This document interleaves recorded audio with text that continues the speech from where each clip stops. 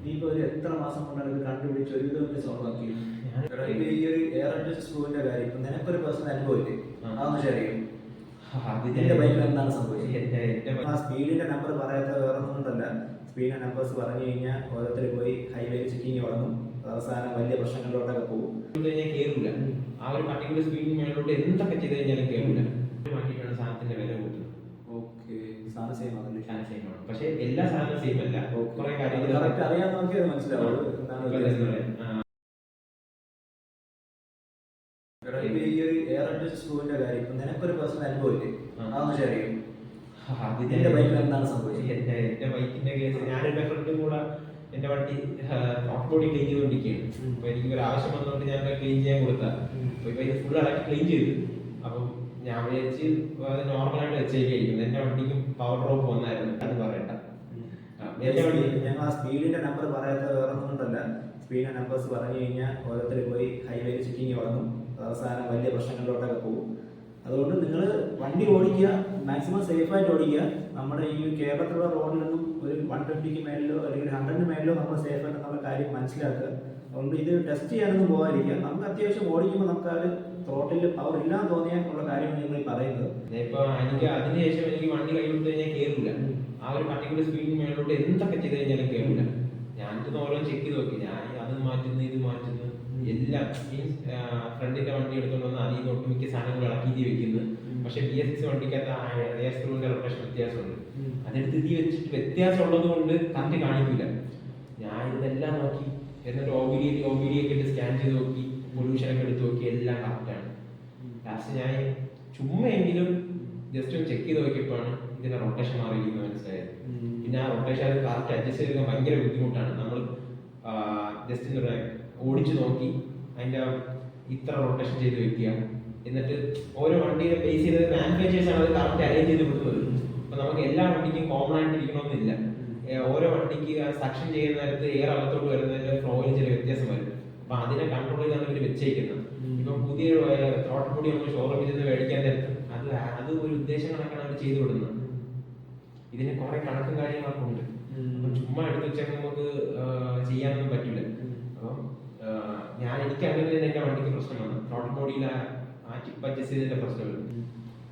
Clear ചെയ്തെടുക്കാൻ കുറച്ച് പാടാണ്. കാരണം നമുക്ക് ഓടിച്ചു നോക്കി ഒരു ജസ്റ്റ് ഇത്ര റൊട്ടേഷൻ വന്ന് എടുത്ത് ഓടിച്ചു നോക്കി, ഇത്ര പോയിന്റ് തിരിച്ച് അപ്പൊ കോൺസ്റ്റന്റ് ആയിട്ട് നമ്മുടെ വണ്ടിക്ക് പവർ കിട്ടുന്ന കറക്റ്റ് നമുക്ക് അറിയാൻ പറ്റും. പിന്നെ അത് സ്റ്റേബിൾ ആയിട്ട് വെച്ചേക്കുക. പിന്നെ അത് തുടരുത്. ഇപ്പം ലോങ് ആയിട്ടുള്ള 1-2 പയ്യന്മാരൊക്കെ ചോദിച്ചു, അവർ ക്ലീൻ ചെയ്യാൻ കൊടുത്താൽ തന്നെ ജസ്റ്റ് ഇത് പറഞ്ഞു കൊടുക്കുക. ഇതിന് കൈ കഴിഞ്ഞാൽ പിന്നെ കുറവാകും. എസ്പെഷ്യലി BS6 വണ്ടിക്ക് അത് കമ്പയർ ചെയ്യാൻ നേരത്തെ ആ ഒരു പ്രശ്നം കുറവാണ്. ഞാൻ പറഞ്ഞില്ലേ, BS4 വണ്ടിക്കാണ് കുറച്ച് കംപ്ലൈൻസും കാര്യങ്ങളും കമ്പയർ ചെയ്ത് കൂടുതലുള്ള. അതിന് ഇതിന്റെക്കാട്ടി കുറെ നല്ല കെയർ എടുത്ത് നോക്കിയാൽ വണ്ടി നീറ്റായിട്ട് ഇരിക്കുകയുള്ളൂ. പിന്നെ BS6 വണ്ടിയുടെ അപേക്ഷിച്ചുള്ളൊരു ലോ RPM ഒരു പവർ ലാഗ് ഒന്നും BS4 കമ്പയർ ചെയ്യുന്നത് കുറവാണ്. കൈ എടുത്ത് കഴിഞ്ഞാൽ ഒരു കെയർ. പിന്നെ ഇതിന്റെ പവർ ബാൻഡും കാര്യങ്ങളൊക്കെ വ്യത്യാസമുണ്ട്. ഇപ്പൊ ഈ ഒരു ഇഷ്യൂ ആണ് വന്നത്. ഇനിയിപ്പോ ഒരു എത്ര മാസം കൊണ്ടാണ് ഇത് കണ്ടുപിടിച്ച് ഒരു വിധം സോൾവ് ആക്കിയത്? ഞാനൊരു 6 മന്ത് എടുത്തത്. കാരണം ഞാൻ മനസ്സിലായത് ഒരു 6 മാസം കൊണ്ടാണ് അവന്റെ ബൈക്കിന് ആ ഇഷ്യൂ വന്നപ്പോൾ അവൻ അത് സോൾവ് ചെയ്തെടുത്തത്.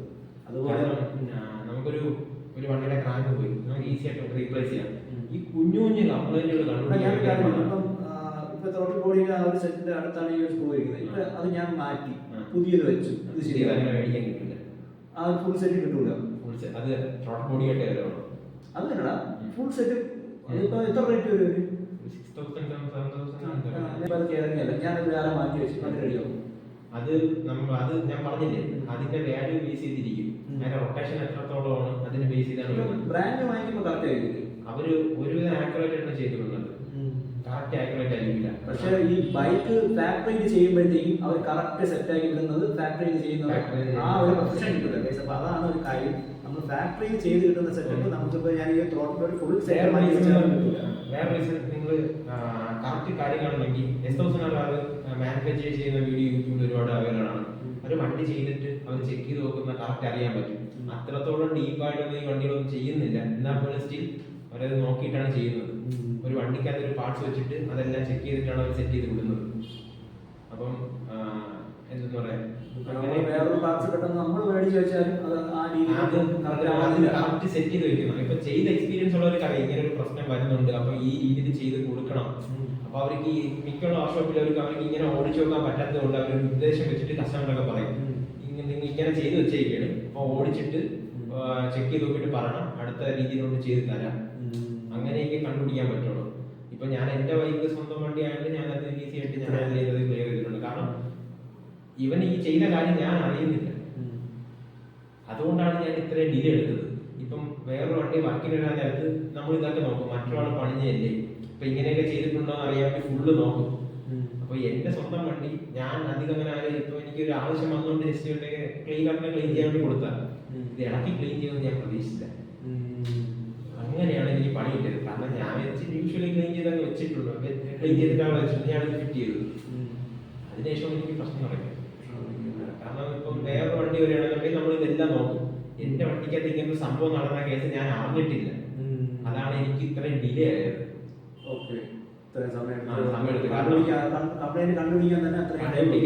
ഇങ്ങനെ സംഭവം നടന്നത് ചെയ്തു വെച്ചിട്ടുള്ളത് ഞാൻ അറിഞ്ഞില്ല. അറിഞ്ഞിരുന്നെങ്കിൽ നമുക്ക് ഓക്കെ ഇപ്പം പറഞ്ഞിട്ടുണ്ട് ഇങ്ങനെ ചെയ്തിട്ടുണ്ടെന്ന് പറഞ്ഞാൽ ആ സ്പോട്ടിൽ തന്നെ നമുക്കത് ക്ലിയർ ചെയ്യാം. മാക്സിമം ഒരു 90% അത് കറക്റ്റ് ആക്കി വെക്കാം. ഞാൻ അതേ വെച്ചിട്ട് ഓടി, ഞാൻ അത് ഒഴിച്ച് ബാക്കി എന്താ ചെക്ക് ചെയ്ത് നോക്കുന്നുണ്ട്. എനിക്കിപ്പം BS4 വണ്ടി വളരെ കുറവാണ്, എന്റെ ഫ്രണ്ട്സിന്റെ എല്ലാം BS6 വണ്ടികളാണ്. ഞാൻ അവരുടെ റോഡ് എടുത്ത് വെച്ച് നോക്കി എനിക്ക് ആ ഇഷ്യൂ ഉണ്ട്.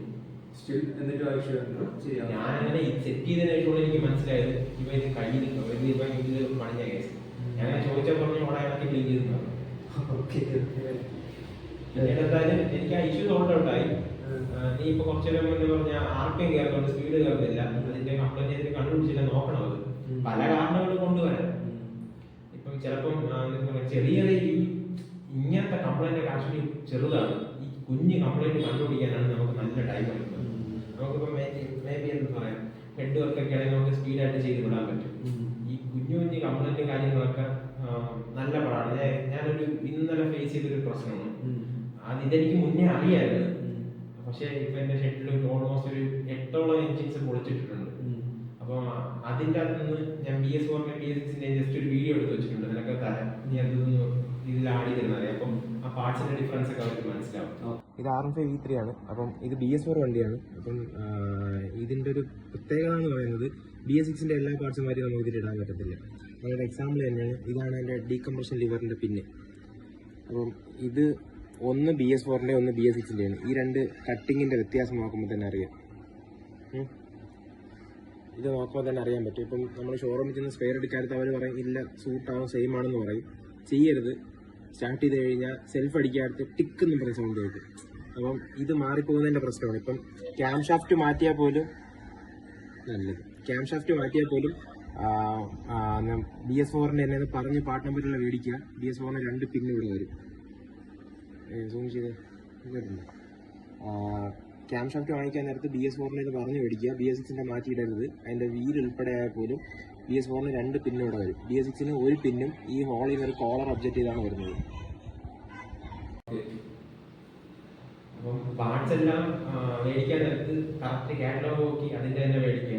ഇപ്പം എസ്പെഷ്യലി ഇതിന്റെ ഫ്രണ്ട് ക്ലച്ച് ലിവറും ബ്രേക്ക് ലിവറും MTക്ക് ഇതിന് പാർട്ട് നമ്പർ വ്യത്യാസമാണ്. സെയിം സാധനമാണ്. V4 V3 clutch bill part number വ്യത്യാസമാണ്. സാധനം സെയിം ആണ്. കാണിക്കുന്ന പരിപാടി സ്റ്റിക്കർ മാറ്റിയിട്ട് പാർട്ട് നമ്പർ മാറ്റിയിട്ടാണ് സാധനത്തിന്റെ വില കൂട്ടുന്നത്. പക്ഷെ എല്ലാ സാധനവും സെയിം അല്ല. കുറെ കാര്യങ്ങളിൽ വ്യത്യാസമുണ്ട്. ഈവൻ ഷോറൂമിൽ ചെല്ലാത്ത ടൈമിംഗ് ചെയ്ത് തന്നെ നമുക്ക് മാറ്റിയിടാൻ പറ്റും. 2 പാർട്ട് നമ്പറിൽ അവൈലബിൾ ആണ്.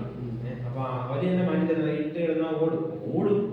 ചില വണ്ടി ഓണേഴ്സിന് അത് അക്സെപ്റ്റ് ചെയ്യാൻ പറ്റില്ല. എന്റെ വണ്ടിക്ക് ഞാൻ ടൈമിംഗ് ചെയ്ത് എടുത്തപ്പോൾ ഞാൻ കറക്റ്റ് പാർട്ട് നമ്പർ നോക്കിയാണ് എടുത്തത്. രണ്ടത് സെയിം സാധനമാണ്. പക്ഷെ ചില ആൾക്കാർക്ക് അതുകൊണ്ട് അക്സെപ്റ്റ് ചെയ്യാൻ പറ്റില്ല. ഇത് അത് കിടന്നാലൊരു സംതൃപ്തി കാണുമ്പോൾ അങ്ങനത്തെ കുറച്ച് ആൾക്കാരുണ്ട്.